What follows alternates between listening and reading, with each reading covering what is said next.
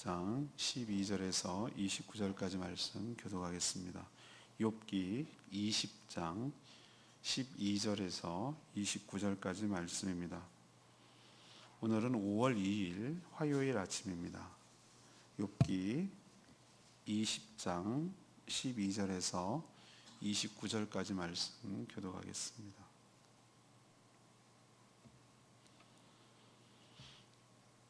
그는 비록 악을 달게 여겨 혀 밑에 감추며 아껴서 버리지 아니하고 입천장에 물고 있을지라도 그의 음식이 창자 속에서 변하며 뱃속에서 독사의 쓸개가 되느니라. 그가 재물을 삼켰을지라도 토할 것은 하나님이 그의 배에서 도로 나오게 하심이니 그는 독사의 독을 빨며 뱀의 혀에 죽을 것이라.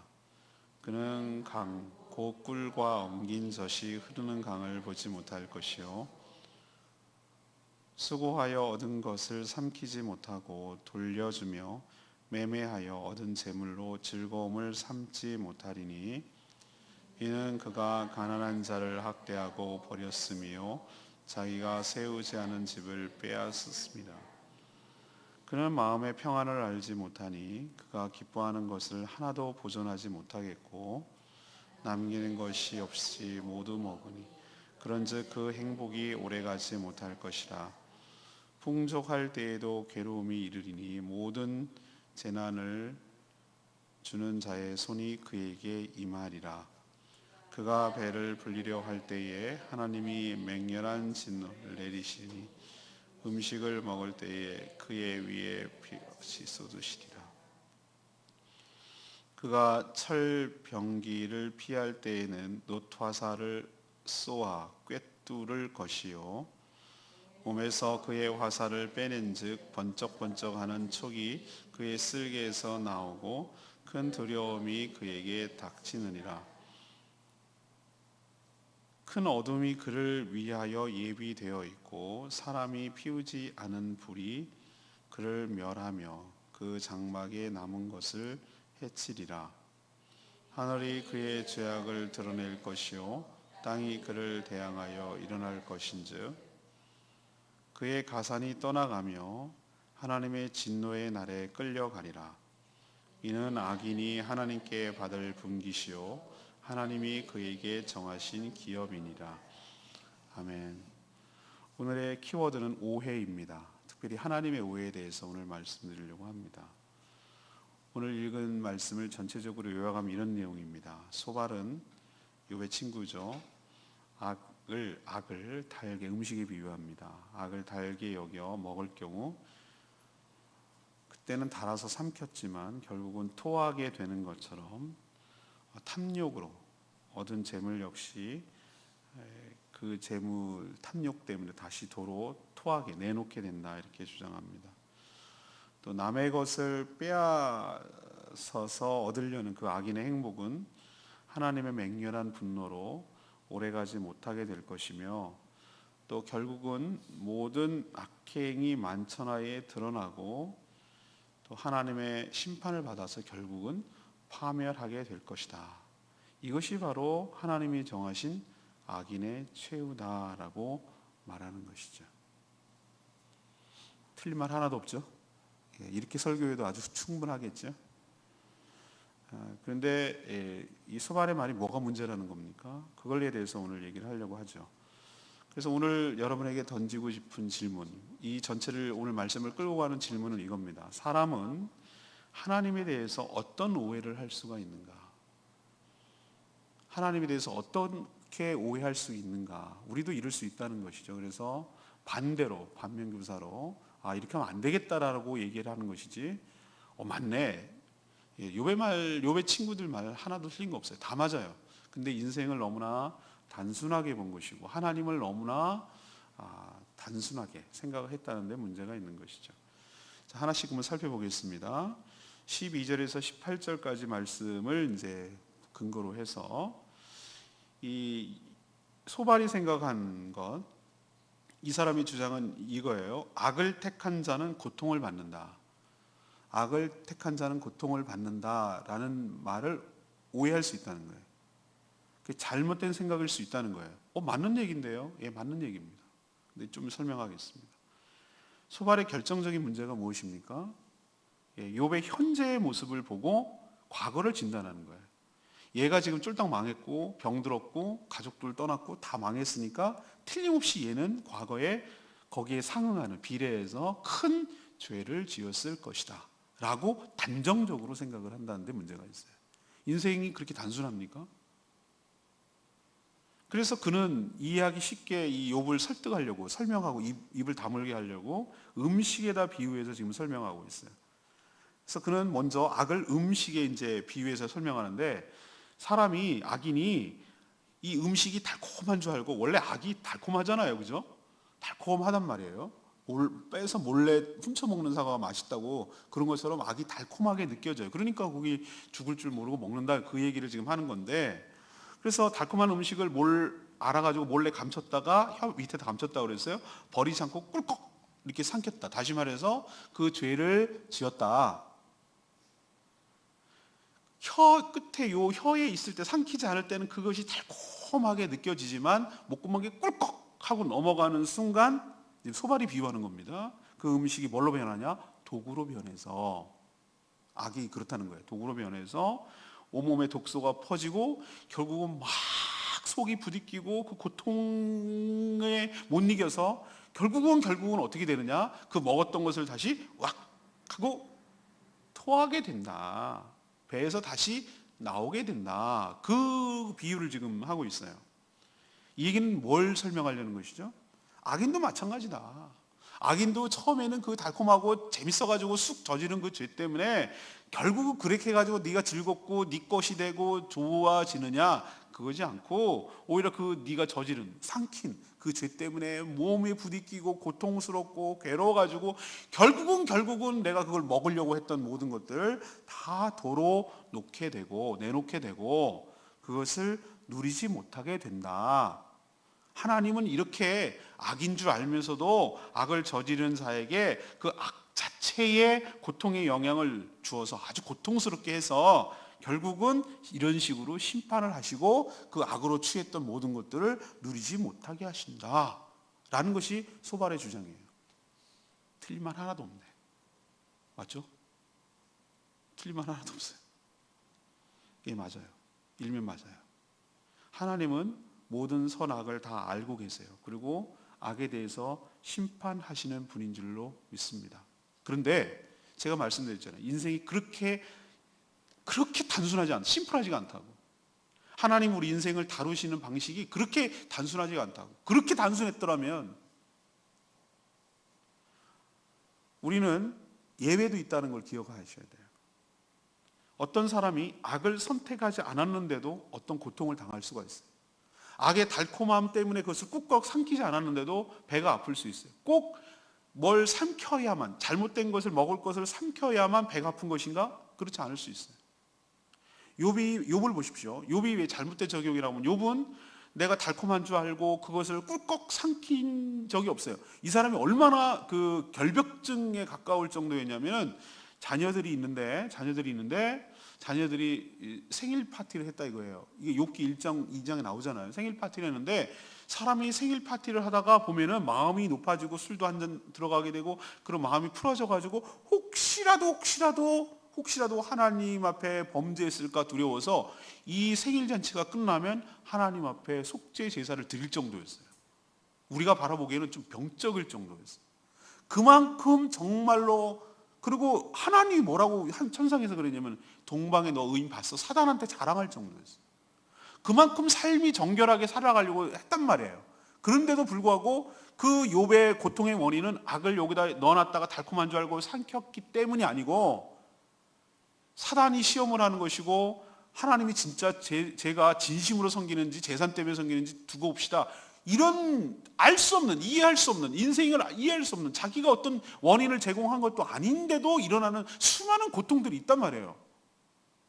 그런데도 불구하고 소발은 너 딱 보니까 딱 걸렸어. 너는 뭔 잘못이 있어. 네가 악인 줄 알았지만 너 알았어. 너 분명히 인지하고 있었어. 그것을 꾹꺽 삭힌 거야. 그래서 너가 이렇게 고통을 당하는 거야 라고 들이밀고 하면은 때로는 주먹으로 날리고 몽둥이로 때려야 폭력이 아니고 말로써도 얼마든지 사람을 폭력적으로 옳은 말을 하는 듯한데 그것이 폭력적으로 다가올 수도 있다는 것이에요. 우리도 이런 오해를 하기가 쉽습니다. 남을 바라볼 때, 또 자기 자신을 바라볼 때 어떤 고통이라는 현상만 두고, 다시 말해서 결과만 가지고 그 원인 귀결을 죄 때문이야, 뭔가 잘못했기 때문이야, 비례해서 고통이 1이라면 강도가 10이라면, 강도가 5, 6, 7, 8이라면 고통의 강도가, 죄의 강도도 5, 6, 7, 8에 상응해서 하는 것이야 라고 생각하는 것이 일면 맞고 타당한 것처럼 보여도 일면 우리들이 오류를 범할 수 있다. 꼭 그런 것만은 아니다. 인생이 우리도 알 수 없는, 전혀 죄와 상관이 없는 고난과 고통이 있을 수 있고, 좀 이따도 얘기하겠지만 또 거꾸로 죄를 지었는데도 고통이 안 올 수도 있고, 그것이 인생이다. 인생이 그렇게 단순하지가 않다라는 것을 좀 알고 하나님에 대해서 그냥 그런 식으로 기계적으로 하나님께 적용하지 않았으면 좋겠어요. 모든 죄, 고통은 죄의 결과이다, 이런 식으로 단순하게 다른 사람들 악을 선택하면 반드시 거기에 따른다. 예, 최종적이고 궁극적으로는 그 심판을 받게 될 거예요. 그러나 여러분 보십시오. 악을 선택했다고 다 토합니까? 악을 선택한 사람들, 잘 먹고 잘 사는 사람들 얼마나 많은데요. 그걸 어떻게 다 설명할 거예요? 항상 다 토합니까? 안 하잖아요. 배만 부르던데요, 제가 보니까. 제가 어저께도 말했잖아요. 친일파들 잘 먹고 잘 살던데요. 그러니 여러분도 그러면 이걸 또 이렇게 오해하는 사람이 있어. 그럼 뭐 비례하지가 않네. 뭐 악을 택한 자도 잘 먹고 잘 사네. 그럼 우리도 악을 해. 이런 식으로 하라는 얘기가 아니라, 우리도 하나님을 생각할 때, 하나님이 다루시는 방식을 생각할 때 단순하게 대하지 마시고 여러 가지 복합적인 상황이 있을 수 있다는 거 기억하시고, 악을 택한 자가 항상 고통을 당하고 다 토한다라는 단순 논리로 접근하지 않았으면 좋겠다. 이것이 오늘 첫 번째 이야기예요. 두 번째 얘기입니다. 우리가 하나님에 대해서 오해하는 거, 19절에서 25절까지 말씀을 근거로 합니다. 모든 고통은 죄 때문에 온다라고 단정적으로 생각하는 거예요. 소발은 욥을 어떻게 생각할까? 욥이 큰 죄인이다라고 아주 확신해요. 이 사람은. 그걸 어디 말해서 할 수 있냐면 19절 표현 보세요. 이는 이라고 말하는 것은요, 영어로 지금 because, 이유를 설명할 때 이는, 그 이유는 이란 뜻이에요. 욥이 네가 그렇게 고통을 당하는 그 이유는 이라는 거 지금 설명하는 거예요. 그가 가난한 자를 학대하고 버렸음이요 자기가 세우지 않은 집을 빼앗았음이로다. 이거라는 거예요. 이거 이런 죄라는 거예요. 다른 말로 할까요? 남의 것을 뭐하죠? 강탈하고, 힘없고 연약하고 가난한 사람을 뭐하고요? 학대하고. 이 사회적 악이죠. 일종에 보면은 그런 걸 했다는 거예요. 앞에서 뭐라고 표현했습니까? 독인 줄 알면서도 달콤함에 취해서 음식을 먹을 경우 독 때문에 괴로워도 다시 토하게 된다.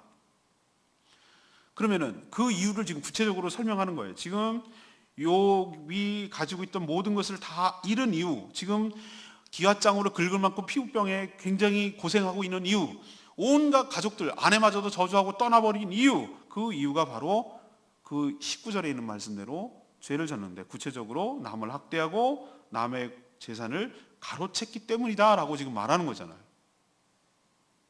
그러면서 악인이 당하는 괴로움을 막 일장 이제 설명하기 시작합니다. 이제 20절부터 쭉 설명하는 거예요. 평안을 누리지 못할 것이고 기쁨이 없으며 행복이 오래가지 못하며 끝내는 결국은 파멸을 당할 것이다.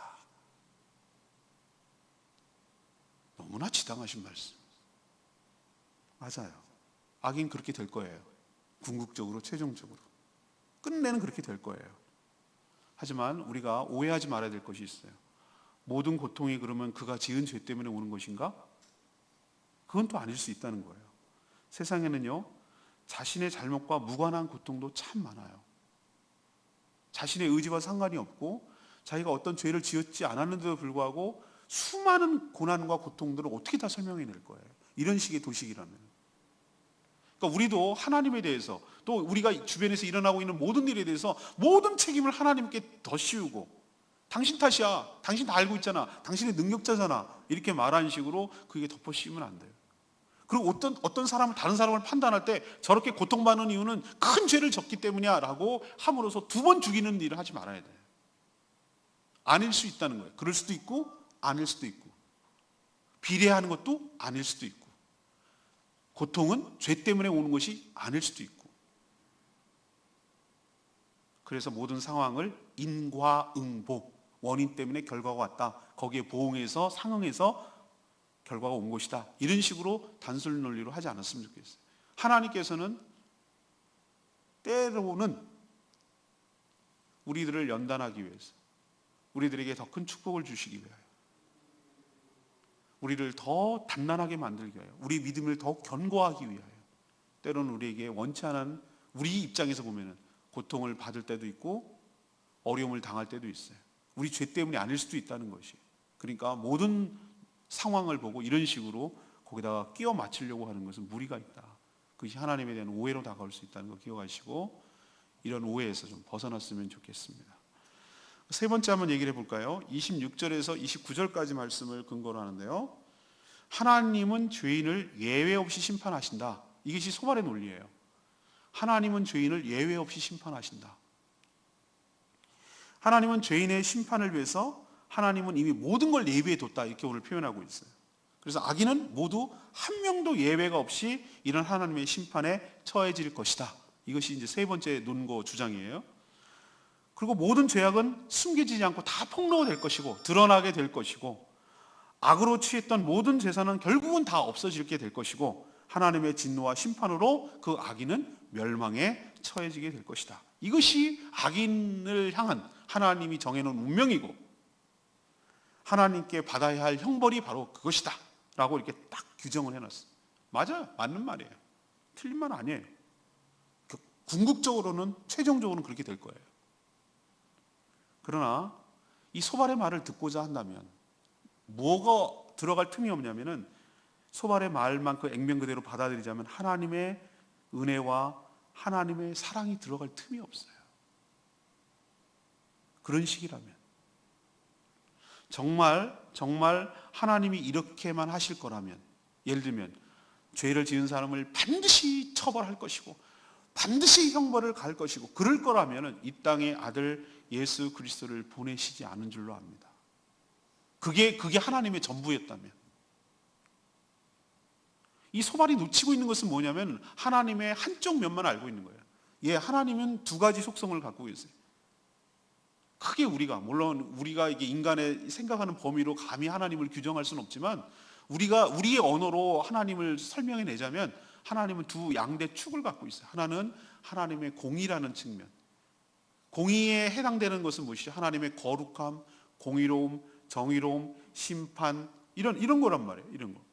그 다음에 이것만 있는 것이 아니라 다른 한쪽이 있는데 하나님의 사랑 편이 있어요. 하나님의 사랑, 긍휼, 자비, 은총, 불쌍히 여기는 이런 마음이 축이 있어요. 이 두 가지를 하나님은 절묘하게 조화를 이루시면서 우리를 다루어내세요. 소발은 어느 쪽만 지금 강조를 하고 있냐면 이쪽만, 공의만 강조하고 있어요. 악인은 반드시 심판하신다. 맞아요. 틀린 말 아니에요. 근데 또 하나 반대 측면, 모순되는 것 같지만 조화를 이루는 또 다른 측면이 하나 있어요. 그것은 무엇이냐? 하나님은 그런 죄인을 사랑하시고 그런 죄인을 회복시키기 위하여 일하고 계신다. 이걸 놓쳤어요. 거기가 들어갈 틈이 없어요. 소발의 논리를만 하자면. 예수 그리스도께서 악에 대해서 막 바리새인들을 책망하시면서도 그들이 죄인이라고 여기는 세리와 창기와 그런 사람들과도 잘 어울렸어요. 그리고 나는 의인을 부르러 온 것이 아니라 죄인을 부르러 오셨다고 예수님이 친히 말씀하셨어요. 모든 사람을 다 심판을 내릴 수밖에 없는 하나님의 공의로운 마음과 또 모든 사람을 동시에 그 죄에서 구원하기를 바라시는 하나님의 마음이 인간이 어떻게 다 이해할 수가 있겠어요? 욥도 저는 마찬가지라고 생각해요. 소발의 논리로 치면은 욥은 도대체 구제받을 수 없는 죄인 중에 죄인이에요. 얼핏 모습되는 이 두 말을 소발은 이해하지 못하고 있었어요. 하나님의 심판은 최종적이고 궁극적이에요. 그래서 중간에 어떤 일이 일어나는 걸 가지고 함부로 얘기할 수가 없어요. 이 욥의 여기 이 시점이 욥의 전부가 아니고 끝이 아니라는 거 우리 알고 있어요. 그 뒤가 있다는 거 알고 있어요. 그리고 궁극적으로 영원한 세계가 있다는 것도 알고 있어요. 우리 인생을 어느 시점에 놓고 저 사람이 저게 전부야 라고 말하는 것이 얼마나 폭압적인지 여러분 아셔야 돼요. 그 뒤가 있어요.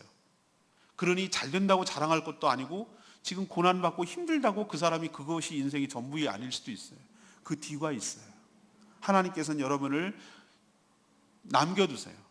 이 시점이 여러분의 전부가 아니길 바라고, 남도 저 사람이 저기 시점이 저 사람의 전부이고 최종적이라고 판단하지 않으셨으면 좋겠어요. 그 뒤가 있어요.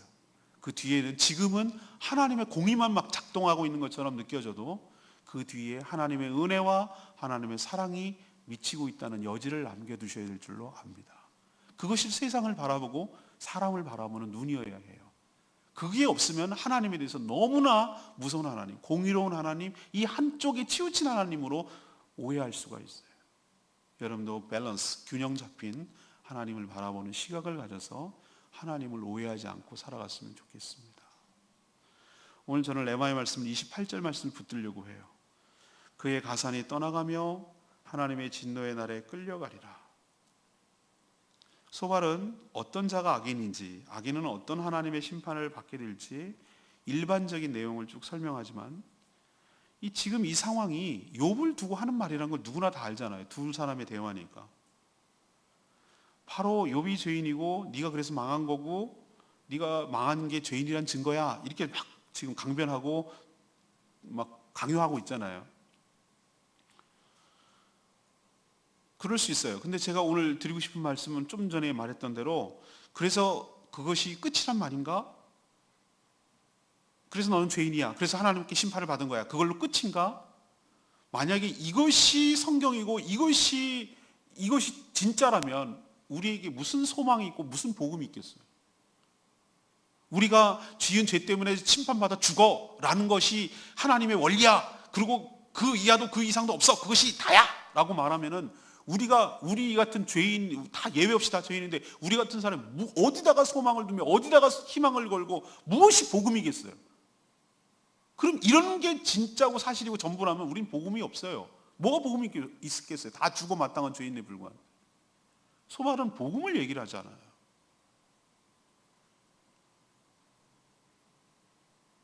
그 다음이 없어요. 욥에게 이 상황을 타개하도록 회개로 인도하며 권면하는 내용 아니야. 그래도 하나님이 너를 그럼에도 용서하시고 사랑하실 거야. 하나님을 더욱 붙들고 의지해 보렴 라는 말이 없어요. 그냥 정죄하고 단정하고 그걸로 끝. 이런 자기 논리만 옳다고 얘기하는 것이 얼마나 무섭게 다가오고 폭력적인지 여러분 아시고, 여러분도 하나님을 오해하면 이 소발처럼 다른 사람을 대할 수 있다는 거예요. 그리고 또 자기 자신에게도 그렇게 대할 수 있어요. 정말 무서운 것은 무엇이냐면은 다른 사람에게 이런 논리로 펴서 대하는 것도 무섭지만 정작 무서운 것은 뭐냐면 자기 자신에게 향해서 공격의 칼끝을 자기 자신에게 향해 할 때 그게 심각한 우울증에 빠져요. 왜? 자기가 자기를 공격하는 거예요. 너는 이렇게 된 것이 네가 잘못을 했기 때문이야. 네가 벌을 받는 것이 마땅해. 너는 네가 지은 죄만큼 벌을 받아야 돼. 이런 식의 논리를 계속 나이가 파고든다면, 나에게 내 그 논리를 적용해 버린다면 나는 설 땅이 없어요. 하나님 앞에 설 수가 없어요. 근데 여러분, 하나님 오해하지 않기를 바랍니다. 하나님은 공의로운 하나님 맞긴 맞아요. 이 말이 틀렸다는 거 아니에요. 다 전면적으로 부정할 내용은 아니에요. 맞아요. 그러나 하나님은 또 동시에 이런 우리들을 불쌍히 여기시고 회개까지 기다려주시고 회개하면 용서해 주시고 다시 품어주시고 회복시켜 주시고 다시 모든 것들을 복구시켜 주시고 은혜로 다시 품어주시고 안아주시고 사랑해 주시는 하나님이신 것을 믿습니다. 이것까지 얘기해 줘야 돼요. 그리고 이렇게까지 나아가야 돼요. 여러분, 하나님 오해하지 마시고 하나님의 진심을 아시고 하나님께 더 나아가는 복된 인생 되기를 축복합니다. 오늘 이 말씀 붙들고 내가 혹시 하나님에 대해서 오해하고 있었다면, 아니 다른 사람을 바라볼 때 그런 소발의 눈으로 바라봤다면 내려놓으셔야 돼요. 아니 내 자신에 대해서 그런 식으로 나를 생각했다면 오해예요. 내려놓으시고 하나님에 대한 정확한 인식을 가지시고 살아가시는 저와 여러분 되기를 소망합니다. 오늘 말씀 붙들고 기도하기 전에 우리 아까 불렀던 131장 찬양지 131장 부르고 기도하겠습니다.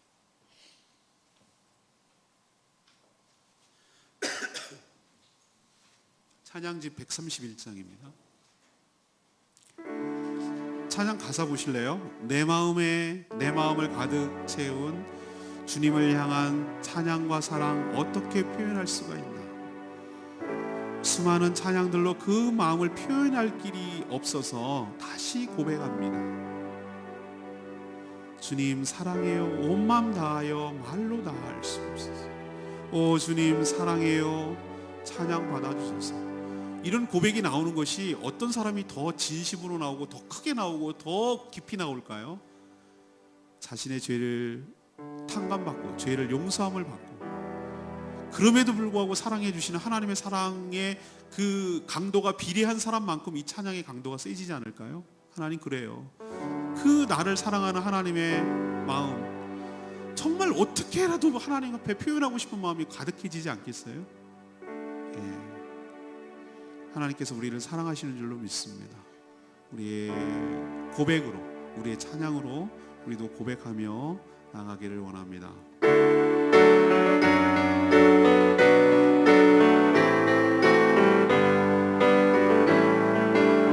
내 마음을 가득 채울 내 마음을 가득 채운 주 향한 찬양과 사랑 어떻게 표현할 수 있나? 수많은 찬양들로 그만 표현할 길 없어 다시 고백합니다. 주 사랑해요. 온 맘 다하여 말로 다 할 수 없어. 주 사랑해요. 찬양마다 주소서. 수많은 멜로디와 찬양들을 드렸지만 다시 고백하기 원하네. 주님은 나의 사랑 삶의 중심 되시오. 주를 찬양합니다. 주 사랑해요. 주 사랑해요. 온 맘 다하여 말로 다 할 수 없어. 주 사랑해요. 찬양받아 주소서. 주님 사랑 다시 고백하는 새날 주신 감사해요. 주님 사랑 다시 고백하는 찬양 주신 감사해요. 주 사랑해요. 온 맘 다하여 말로 다 할 수 없어. 주 사랑해요. 찬양받아 주소서. 우리도 인간이 살면서 왜 오해가 없겠어요? 우리도 진리를 모르고 오해를 할 때가 있죠. 그때 정말 당하는 입장에서 참 억울하고 답답하고 그래요. 오해는 풀어져야 돼요. 근데 진짜 무서운 오해는 하나님에 대한 오해예요. 하나님 그럴 거야 라고 그렇지도 않은데 하나님을 단정적으로 생각하는 것 여러 사람에게 해악을 끼치고 내 자신에게도 좋지 않아요. 하나님 공의로운 하나님 맞습니다. 그러나 그 하나님만 있는 것이 아니라 사랑과 긍휼과 자비가 풍성하신 하나님이신 줄로 믿습니다. 반드시 심판 내리는 것이 전부가 아니라 그럼에도 참아주시고 우리가 회개하고 용서를 구할 때 다시 회복시켜주시는 그 하나님의 여지를 남겨두셔야 돼요. 오해하면 안 돼요. 오해가 내 신앙의 수준이거든요. 여러분도 믿음을 넓히시고 하나님을 더 힘써 알아가게 되기를 바라고 그 풍성한 세계, 그 놀라운 세계를 더 경험하게 되기를 소망합니다. 주님, 오늘 이 말씀 붙들고 승리하게 해주십시오. 하나님, 내가 하나님에 대해서 오해하고 있었다면 용서하여 주시옵시고, 또 이런 시각을 가지고 다른 사람을 판단하고 있었다면 용서하여 주시고, 아니 내 자신을 그렇게 생각하고 있었다면 하나님 용서하여 주시옵시고, 다시 회복되게 하여 주시고 오해가 풀리게 하여 주시옵소서라고 기도해야 되지 않겠습니까? 이 말씀 붙들고 다시 주여 외치며 하나님께 기도로 나가겠습니다. 주여 아버지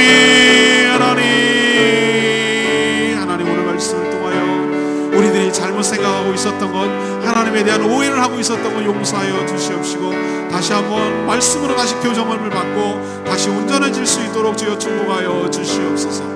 우리도 하나님이 공의로운 하나님인 걸 알고 있지만 그 하나님이 전부가 아니라 긍휼과 사랑과 은혜가 풍성하신 하나님인 것을 다시 경험하게 하여 주시옵시고, 그 사랑이 얼마나 큰지, 그 사랑이 얼마나 풍성한지 우리가 생각한 그 이상 넘어선 하나님의 사랑을 경험하게 하여 주셔서 남들을 바라볼 때 그 사람을 정죄하고 판단하지 않게 하여 주시옵시고, 내 자신을 바라볼 때 단정적으로 운명론적으로 생각하지 않게 하여 주시옵시고, 하나님 충분한 여지가 있으며 다시 재기할 기회가 있으며 하나님의 사랑과 하나님의 은혜와 하나님의 자비하심이 있음을 기억하고 다시 일어서게 하여 주시옵소서. 하나님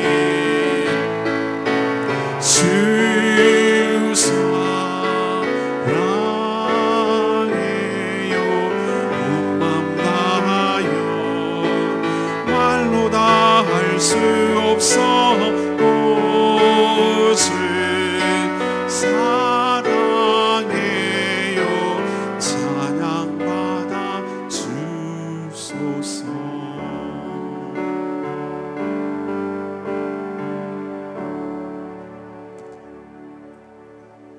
기도하겠습니다. 하나님, 저희도 지금까지의 경험, 아주 일천한 경험, 그리고 이렇게 저렇게 배운 것들, 그리고 자기 혼자 이런저런 생각들, 고민들, 이런 것들을 종합해서 얼버무려 놓고 그거 가지고 하나님을 마치 다 아는 것처럼 생각하고 하나님을 함부로 재단하고 제한하고 오해한 거 용서하여 주시옵소서.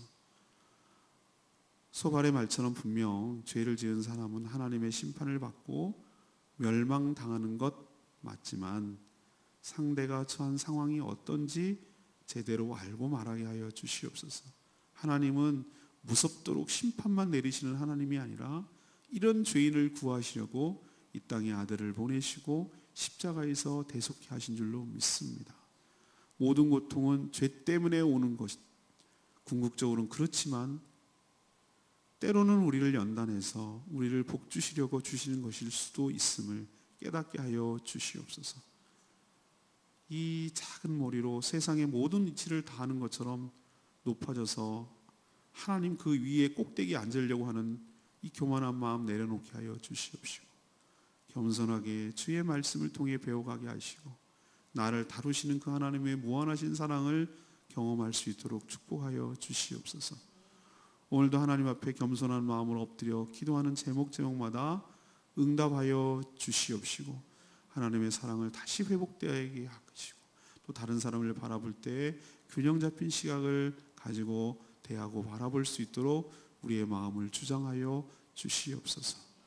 특별히 우리 노시숙 권사님 우울증 때문에 많이 고통 가운데 있습니다. 불쌍히 여겨주시고 해방시켜 주시옵시고, 우리 박문옥 성도님 안면신경 때문에 오랫동안 고통을 겪고 있습니다. 긍휼히 여겨주시고 회복시켜 주시옵소서. 또 이런저런 육신의 아픔과 또 영혼의 어려움들을 겪고 있는 사랑하는 지체들 불쌍히 여기시고 회복시켜 주시옵시고, 또 내일 노예 체육대회 은혜 가운데 잘 준비해서 참여할 수 있도록 복 내려 주시옵소서. 오늘도 하나님과 동행하는 복된 하루 되기를 원하고, 우리에게 주신 다시 오지 못할 하나님의 축복의 날임을 기억하고 이날을 누리며 이날을 감사하게 하여 주시옵시고, 이 땅에 우리에게 맡겨진 사명 온전히 감당하는 저희들 되게 하여 주시옵소서. 감사드렸고 예수 그리스도의 이름으로 축복하며 기도합니다. 아멘. 오늘 하루도 주님의 은혜로 승리하는 복된 하루 되기를 축복합니다. 내일은 8시 반까지 오셔야 돼요. 출발합니다. 8시 반에. 왜 그러면 늦으면 안 돼요. 제가 준비 원장이라서. 8시 반 차 출발. 붕. 8시 반 붕. 그리고 수요일 저녁 기도회 없습니다. 내일 폐회 예배가 곧 연합 기도회이기 때문에 내일 저녁에 8시 오지 마세요. 오실 분도 안 계시겠지만 기도하겠습니다.